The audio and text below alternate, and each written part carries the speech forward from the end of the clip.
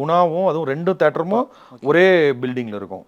அப்போல்லாம் வந்து அந்த ரோடில் வந்து சண்டை, 2 ரசிகர்களுக்கும் அடிச்சின்னு சண்டை. வேற பக்கம்லாம் எங்கள் அண்ணன் வந்து என்ன சைக்கிளில் போய் சுற்றிலாம் கூட்டிகிட்டுலாம் போன. அது மாதிரிலாம் வந்து எவ்வளோ எவ்வளோ மெமரிஸ் இருக்குது அதெல்லாம் வந்து.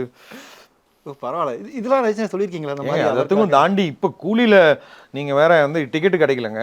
ஐயோ, எங்கே போனாலுமே வந்து கிடைக்கல டிக்கெட்டு. எனக்கே கிடைக்கலன்னா வந்து நான்லாம் எனக்கு மேலே இருக்கிற பெரிய ஆளுங்களுக்குலாம் டிக்கெட் கிடையாது ஃபஸ்ட்டு. ஸோ நீங்கள் மூவி வந்து நடிக்கிறீங்க, சம்பளம் வாங்குறீங்க, டப்பிங் முடியுது, அன்னையோட மொத்த ரிலேஷன்ஷிப்புமே முடிஞ்சிருது. லாஸ்ட் டே வந்து டப்பிங்கோட எல்லா ஆர்டிஸ்ட்டுக்குமே வந்து ஃபைனல். யார் ஒர்க் பண்ணாலும் அவங்களுடைய பீரியடுடைய எண்ட் ஆஃப் த டேயில் அவ்வளோதான்.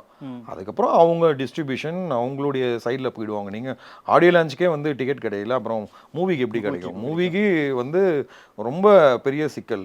நான் வந்து டே 1 கமிட் ஆகும் போதே எனக்கு வந்து ஆசை. ஸோ ஃப்ரெண்ட்ஸ் கூட சேர்ந்து, ஃப்ரெண்ட்ஸ்னால் அந்த ஏஜில் எப்படிலாம் கரெக்டாக பண்ணோமோ அந்த டீமோட போய் எனக்கு அந்த ஃபஸ்ட்டு டைலாக் பேசும்போதே எனக்கு ஆசை. ஸோ தலைவர் படத்தில் நம்ம இருக்கிறோம், நம்ம நண்பர்கள் கூட உட்காந்து பார்த்து விசில் அடிச்சு என்ஜாய் பண்ணி பார்க்கணுன்னு அன்னையிலேருந்து ஆசை. ஸோ நான் எனக்கு ஒரு 20 டிக்கெட் வேணும்னு சொல்லிட்டு அங்கங்கே சுற்றுறேன், எங்கேயுமே கிடைக்கல. எல்லா தேட்டருமே உடனே ஃபுல்லு.